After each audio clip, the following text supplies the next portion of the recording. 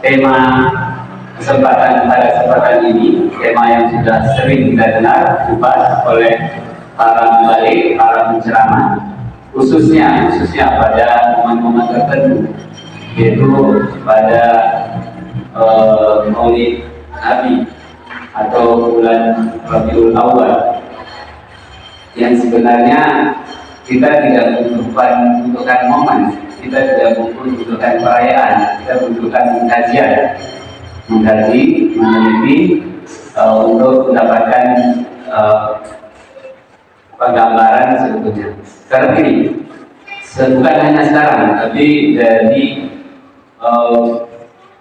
kajian-kajian sebelumnya atau orang-orang khususnya di kalangan orientalis, ada yang meragukan sosok eksistensi Nabi Muhammad SAW.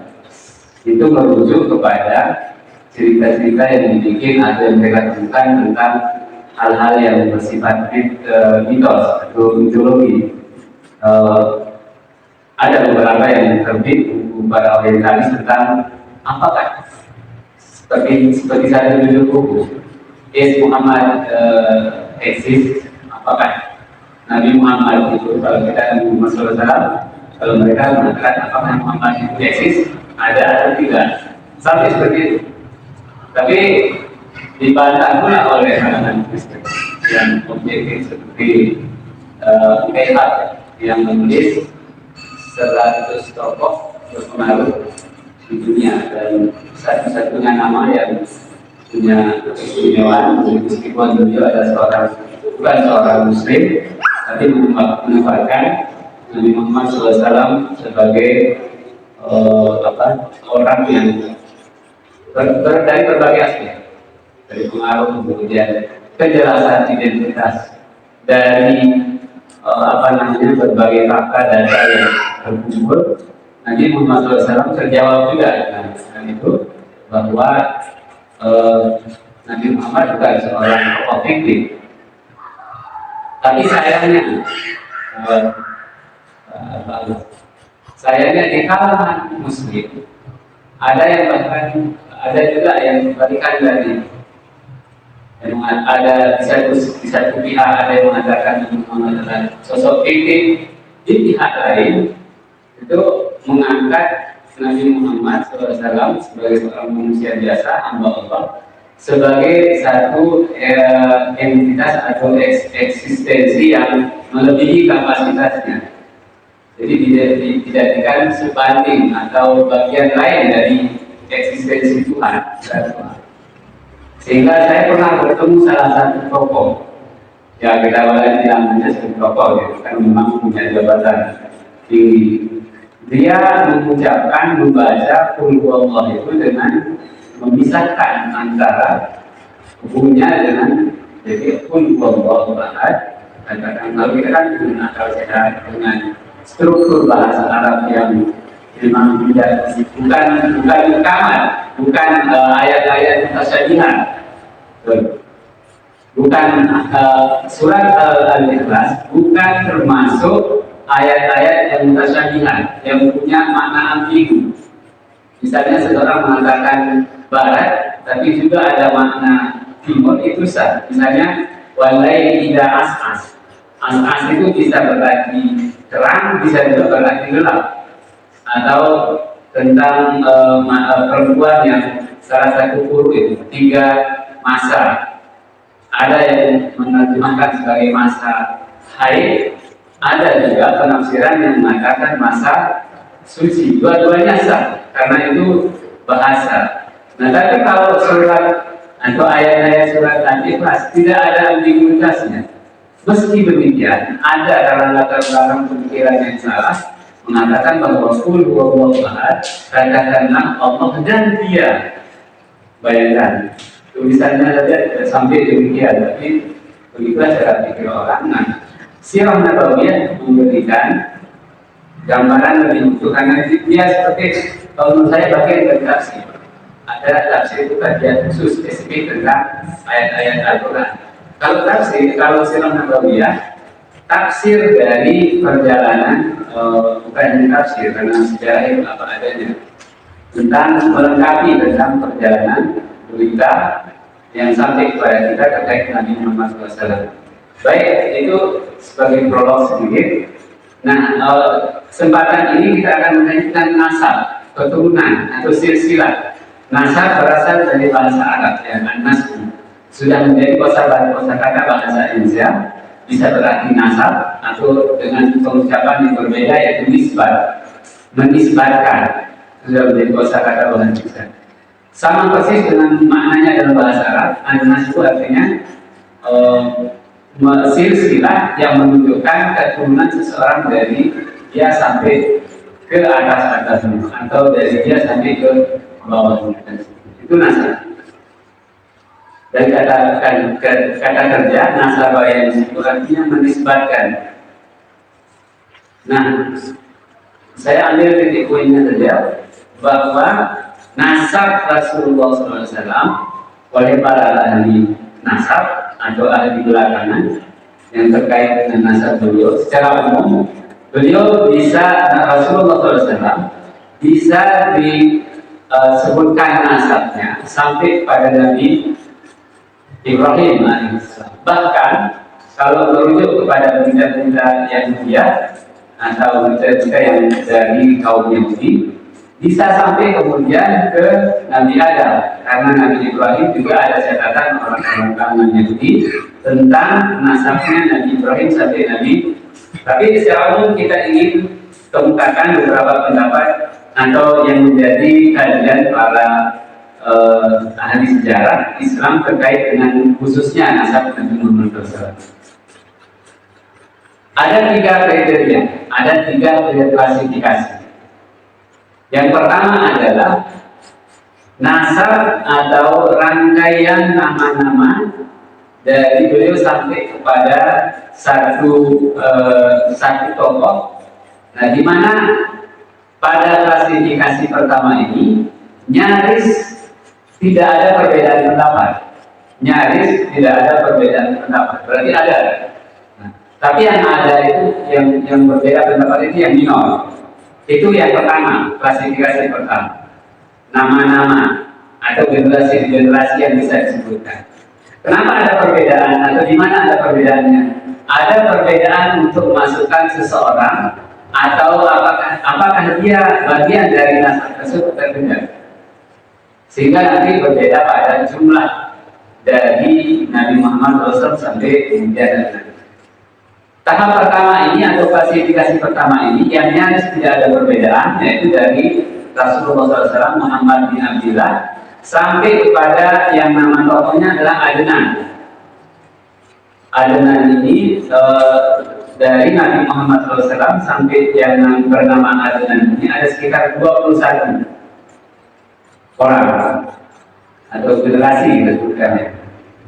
21 nama yang bisa disebutkan dan itu nyaris disepakati disebutkan oleh ulama ahli sejarah Islam. Itu tahap yang pertama atau klasifikasi pertama. Klasifikasi kedua adalah lebih banyak yang berbeda pendapat. Artinya perbedaan pendapat pada klasifikasi kedua ini lebih banyak pertentangannya, yaitu dari Adnan, tokoh yang bernama Adnan sampai kepada Nabi Ibrahim alaihissalam. Kita sudah dapatkan 2 klasifikasi ini. Pertamanya tidak ada perbedaan, yang kedua lebih banyak pertentangannya, bahkan tidak bisa disatukan kata-katanya. Artinya pertentangan itu sangat jauh, jadi terlalu banyak hal yang dipertentangkan. Tapi secara umum garis besarnya yang kita bisa tarik adalah bahwa dari Adnan sendiri sampai Nabi Ibrahim itu dinyatakan sah sebagai bagian dari keturunan Nabi Ibrahim alaihissalam melalui Nabi Ismail. Karena Nabi Ibrahim alaihissalam juga kenal anaknya adalah 2 orang, Ismail sebagai anak pertama yang dari keturunan orang Mesir, yang kedua adalah Ishak yang dari ibunya dari Kanan atau daerah Irak sekarang. Jadi itu klasifikasi kedua tadi atau tahap kedua adalah dari Adnan sampai Nabi Ibrahim alaihissalam. Nah, yang ketiga ini atau klasifikasi ketiga Kriteria ketiga dari keturunan atau nasabnya Rasulullah SAW, tentu semua orang di sana mengikuti. Kalau dari Nabi Ibrahim, karena Nabi Ibrahim kebetulan ada 4 orang anak, 1 orang tenggelam, yang 3 ini kemudian menjadi, kalau merujuk ke kejadian lama atau perjanjian lama, kitabnya orang Yahudi. Ada 3 anaknya dan 4 anaknya, 1 tenggelam, tinggal 3. Nah, salah satu dari 3 ini kemudian menurunkan orang-orang yang disebut dengan orang Semit, termasuk orang Yahudi, orang Arab, orang Bani Kanaan, Jumhur dan seterusnya. Itu tadi. Dan ini nyaris tidak bisa dipercaya sebenarnya, tidak bisa dijadikan yang benar-benar. Itu banyaknya sekitar 19 keturunan atau generasi ya. Sedangkan yang kedua tadi, atau kriteria yang kedua dari Adnan sampai Nabi Ibrahim, itu ada 41 nama yang bisa disebutkan. Kalau digabungkan di klasifikasi kedua, pertama dengan kedua, 21 tambah 41 menjadi 62 generasi jarak antara, itu berapa abad sebenarnya? Taruhlah 1 abad itu 100 tahun, berapa orang yang bisa rata-rata hidup? 2 generasi. Kalau kita ambil 50 ya. Ya, kalau 60 orang generasi sekitar 300 tahun, kira-kira itu. Nah, tapi coba diukur antara Nabi Ishak di satu sisi sebagai perbandingan saja. Makanya nanti akan ketemu di mana wajar misalnya kalau tahap kedua itu atau klasifikasi kedua itu banyak pertekanan. Dan yang kita ukur dari Nabi Ibrahim melalui keturunan beliau Nabi Ishak sampai kemudian Nabi Isa alaihissalam. Jarak antara Nabi Isa dengan Nabi Muhammad SAW sekitar 500-an atau 600 tahun kurang. Nah, setiap Nabi meninggal atau Rasul meninggal di kalangan Bani Israel, muncul Nabi baru.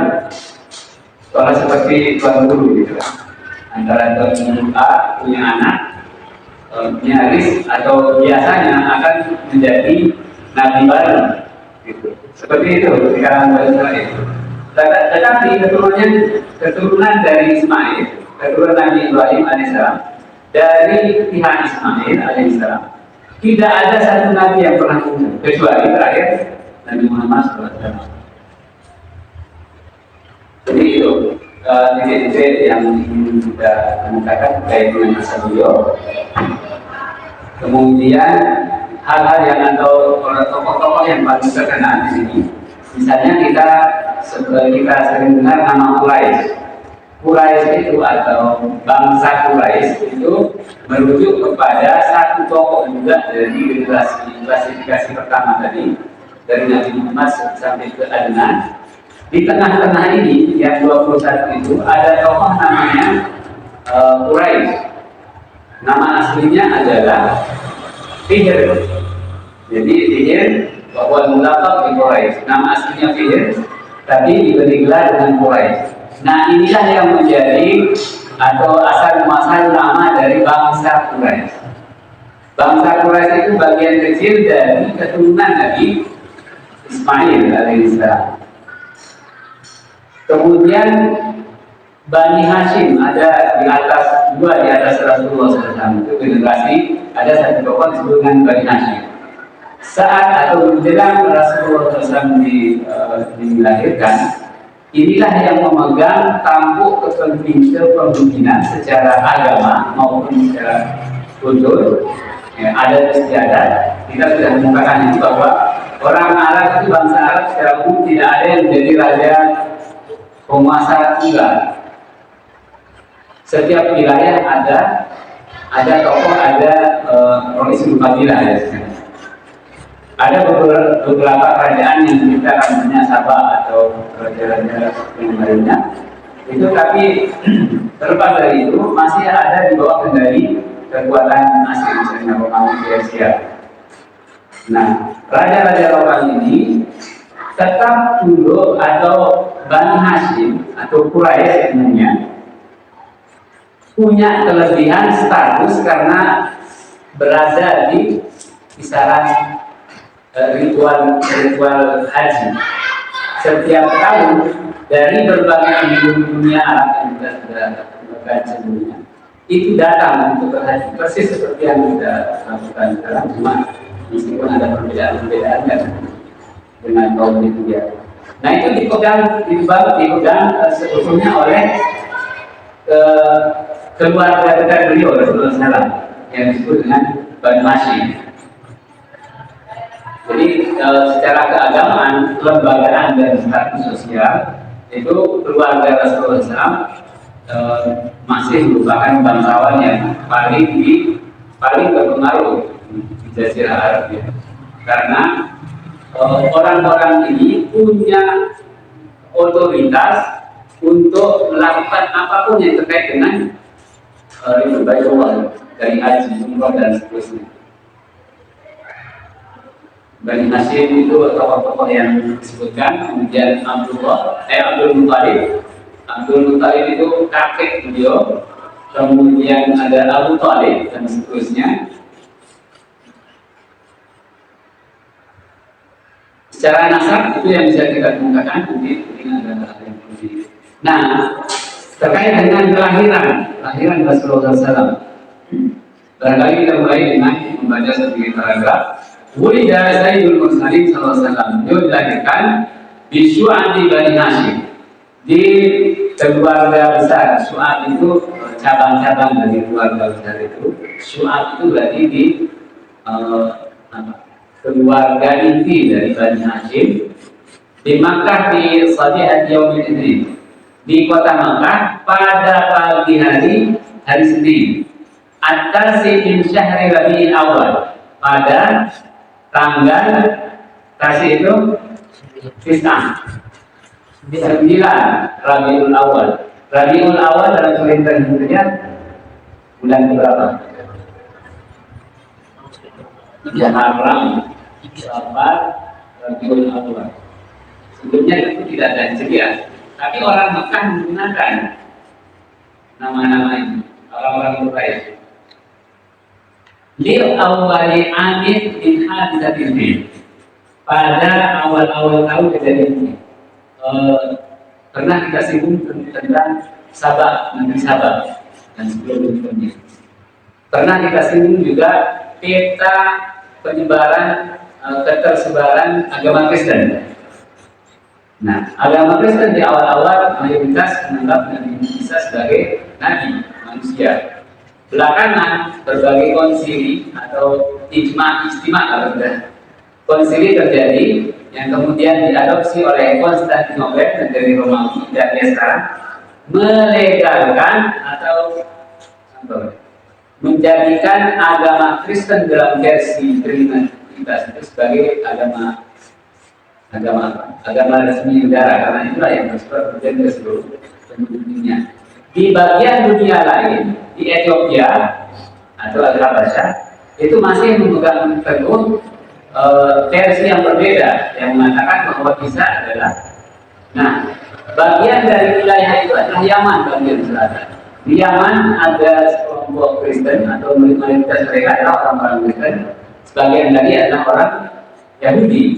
Nah, ini yang kemudian melakukan ekspansi ke Mekah karena melihat Mekah sebagai pusat peribadatan baik oleh kalangan Yahudi atau yang disebut dengan Al-Hanifiyah. Al-Hanifiyah itu yang non-Yahudi, non-Kristen tapi masih dalam sisa-sisa adat istiadat agamanya Nabi Ibrahim AS. Sebelum Ramadan kita juga sudah bahas ini. Jadi secara umum itu saat Rasulullah SAW akan lahir ada beberapa kejadian, di antaranya adalah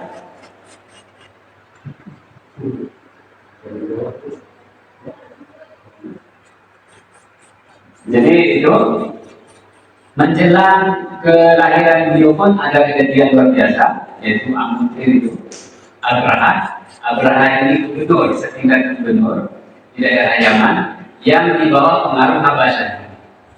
itu yang datang kemudian dengan menggunakan tadi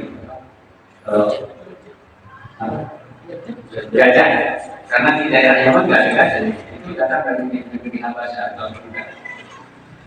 Kemudian setelah saya disadikan, setelah beliau lahir pun atau saat beliau lahir, ini yang sering sekali kita dengar melalui para penceramah tentang keanehan-keanehan atau kejadian-kejadian luar biasa, misalnya pohon-pohonan bermajul, batu berlimpangan juga menunjukkan sujud dan seterusnya. Kemudian api di daerah Persia sekarang yang menjadi sesembahan orang Zoroaster yang menyembah api, itu ribuan tahun namanya tidak pernah padam sekali. Kemudian sebelumnya terjadi juga beberapa tahun sebelumnya peperangan antara Persia dan Romawi yang kemudian juga diabadikan dalam Al-Quran. Ghulibatir Rum fi adnal ardi wa hum min ba'di ghalabihim sayaghlibun. Terjadi peperangan dua kekuatan besar dunia itu antara Persia dengan Romawi. Romawi kalah, tapi nanti pada saatnya Persia akan juga terjadi bukan oleh Romawi tapi. Nah, oleh pengarang kitab ini, beliau menyatakan terkait dengan hal-hal yang luar biasa tadi. Karena ini kita tidak dapat ini ilmunya dari versinya beliau. Selama itu tidak ada catatan-catatan yang faktual, yang otentik.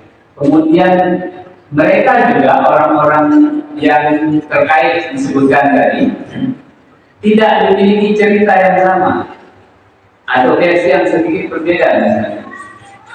Itu boleh kita percaya, boleh tidak percaya juga tidak apa, karena memang bukan hal yang prinsip. Kalau misalnya kejadian awan saat beliau berada di Bani Sa'idah, saat masih kecil belasan tahun, itu beliau kan disusukan di Bani daerah itu sering awan itu menaungi beliau menjadi penggalan-penggalan. Kemudian yang ada yang masuk memang di kalangan para ahli sejarah maupun para ahli hadis tentang Syakhus Sadar. Syakhus Sadar ini beliau saat itu kira-kira di bawah 6 tahun, tapi sudah berada di daerahnya Bani Sa'idah, tempat di daerah Badawi di sana. Beliau disusui oleh perempuan Badui. Itu pernah ada satu kejadian, beliau sedang bermain, lalu ada dua sosok. Kemudian ini sebagai malaikat, tapi untuk sosok sebagai manusia. Yang kemudian dari kejauhan dilihat oleh anak-anak yang bermain bersama beliau, itu dadanya dibelah lalu dibersihkan. Itu memang cerita-cerita yang masuk. Bagian dari cerita-cerita yang memang belum ada fakta yang valid terkait dengan misalnya penanganan video dan seterusnya. Ada itu berbagai hal yang terjadi. Pada masa beliau berumur 6 tahun, beliau dibalikan ke ibunya.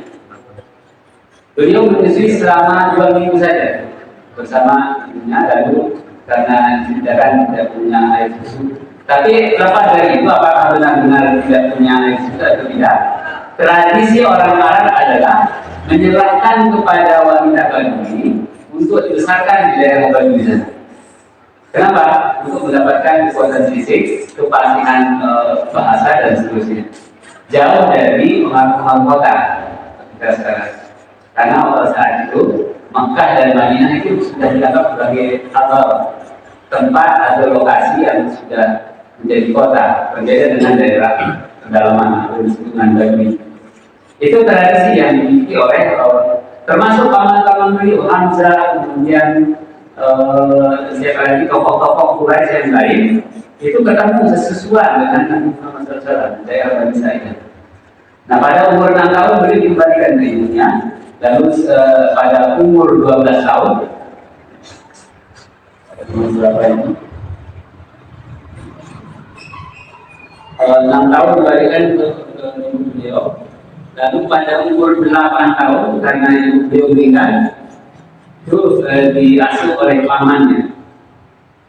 Nah, perjalanan seperti bagaimana ibunya Siti Aminah bisa meninggal dalam konteks apa yang sudah sering diceritakan. Kemudian bagaimana itu juga kepada apa bukan pamannya, Abdul Muthalib, kakeknya. Itu dari umur 8 tahun sampai umur sampai umur 8 tahun dan 2 bulanan sekian. Bahkan ada yang itu mencatat 8 tahun 2 bulan 10 hari berada di bersama kakek beliau Abdul Muthalib. Nah, menjelang wafatnya Abdul Muthalib, beliau berwasiat untuk diserahkan kepada paman salah satu anaknya itu Abu Thalib, saudara seibu dan sebapak dengan Abu Thalib, ayahnya Rasulullah SAW, itu Abu Thalib. Itu beliau sampai kemudian umur 40-an tahun sampai beliau diangkat menjadi Rasul Nabi. Abu Thalib itu masih menjadi sangon, masih dari benteng. Karena sepeninggal Abdul Muthalib, Abu Thalib yang punya pengaruh seperti yang kita sebutkan tadi di kalangan Bani Hashim. Jadi sampai umur tahun apa namanya Isra Mi'raj itu tahun berapa itu? Kenabian tahun ketiga.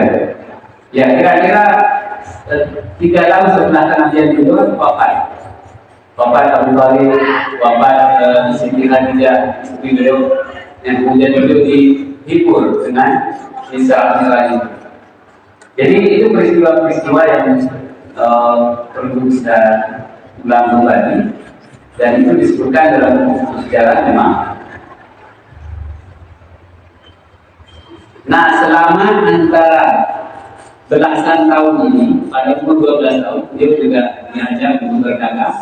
Kemudian bertemu dengan Buhairah, seorang rahib, seorang yang ahli ibadah kalangan Kristiani, dan juga punya banyak pengetahuan tentang buku-buku atau kisah-kisah atau ajaran-ajaran yang dari Yahudi. Karena orang Kristen pada dasarnya adalah mengadopsi cerita-cerita atau hukum-hukum dalam dalam Taurat, tapi tidak digunakan. Yang digunakan kemudian yang mereka sebut dengan Injil. Dan Injil itu tidak semuanya adalah berita dari siapa dari Isa, tapi hasil kompilasi dan catatan-catatan atau surat-surat si Paulus yang kemudian dijadikan sebagai buku perjanjian baru. Jadi begitu. Sampai kemudian umur 40 tahun tadi yang bersama Abdul Muthalib. Saya bacakan sedikit saja hal-hal yang perlu menjadi catatan atau garis besarnya. Misalnya tadi sudah disebutkan dari kakek beliau kepada pamannya dari Abdul Muthalib ke Abu Thalib penyerahan, dan umurnya tercatat lengkap. Kemudian pertemuan beliau dengan Buhairah pada umur 12 tahun. Lalu Harbul Futul, Harbul Hijaz, peperangan antar orang Quraisy yang terjadi, perebutan aset atau pengaruh, itu Harbul Hijaz. Yang sebenarnya dipantik oleh atau pemantiknya itu perseteruan personal antara kabilah A dengan kabilah B. Di sini disebutkan dengan nama kabilahnya. Nah, Rasulullah kaum Bani Hashim itu berpihak kepada satu ini, kan mereka adanya bersumpah setia dengan satu kabilah dan kabilah yang lain misalnya. Nah, Rasulullah ikut dalam peperangan itu karena sama-sama mempertahankan harga diri. Rasulullah pernah mengatakan, seandainya setelah Islam pun atau seandainya adanya Islam peperangan ini terjadi, saya akan hidup. Harbul Hijaz. Sampai kemudian setelah peperangan ini terjadi, karena ada perdamaian disebut dengan Halful Fudul. Halful Fudul itu sumpah setia untuk tidak melakukan peperangan, karena ini terjadi pada bulan Muharram yang seharusnya tidak boleh terjadi. itu kejadian luar biasa. Yang orang Arab Quraisy itu pantang meskipun mereka penyembah berhala, ya, mereka tetap memegang teguh tradisi-tradisi yang masih ada sejak Nabi Ibrahim alaihissalam. Jadi pasca peperangan itu terjadi, Harbul Hijaz itu ada kemudian perdamaian disebut dengan Harbul Subul. Rasulullah juga ikut. Posisi beliau karena masih muda pada peperangan Harbul Hijaz ini adalah mempersiapkan anak-anak panah dan batu. Jadi setiap pamannya selesai mana beliau itu serta Rasulullah. Harbul Subul juga beliau ikut. Kemudian berikutnya pernikahan beliau dengan Siti Khadijah. Berarti ini umur berapa? Umur 25 tahun. Yang paling sahih, yang paling masyhur adalah 25 tahun. Berarti beliau sudah bisa andil bagian ada ikut andil bagian dari kehidupan sosial. Kemudian bina Ka'bah wa qadhiyatul takdim. Bina Ka'bah itu membangun kembali Ka'bah karena pernah terjadi banjir bandang yang kemudian menjadikan sebagian dari tembok Ka'bah runtuh termasuk Hajar Aswad bergeser dari tempatnya. Lalu beliau dipercaya sebagai orang yang mendampingkan dengan membentangkan sorbannya atau kain. Ada 4 sisi, kemudian dibawa oleh tokoh-tokoh perwakilan dari berbagai suku yang ada, lalu mendekati tempatnya beliau yang meletakkan. Itu dinamakan. Ya, saya kira itu kejadian-kejadian atau catatan-catatan secara lebih besar dari beliau lahir sampai kemudian umur 40 tahun menjelang beliau diresmikan, diutus sebagai seorang nabi dan rasul. Dan sudah ada bunyinya, ya. Barangkali ada yang bisa didiskusikan, oleh karena sangat umum ini, atau dari yang pernah kita dengar, nanti bisa kita diskusikan dari garis-garis yang saya sampaikan tadi.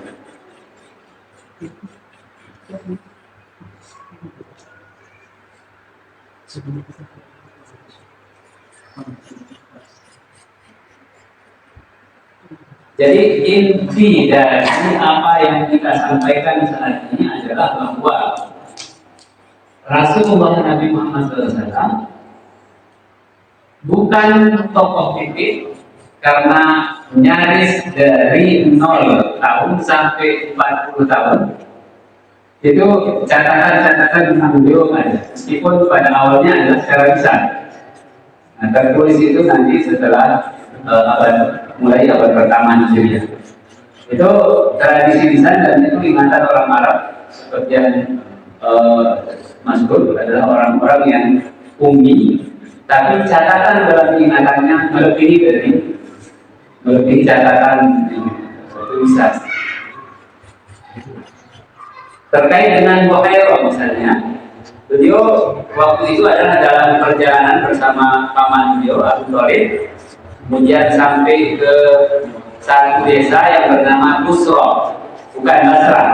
Basrah itu di kota di Irak yang kemudian dibangun oleh Bani Umayyah setelah Islam. Kalau Busra ini satu wilayah dari Madinah ke arah Syria, jadi lebih dekat ke wilayah Suriah sekarang. Itu Basrah. Busra ya. Kalau Basrah sama tulisannya cuma ada tak di akhirnya, itu berada di arah Irak, Basrah Kufah. Ketemu dengan salah seorang tokoh, seorang ahli ibadah bernama Buhairah. Nama aslinya adalah Jirjis, seorang Kristen yang memang mengasingkan diri hanya untuk beribadah. Kalau sekarang itu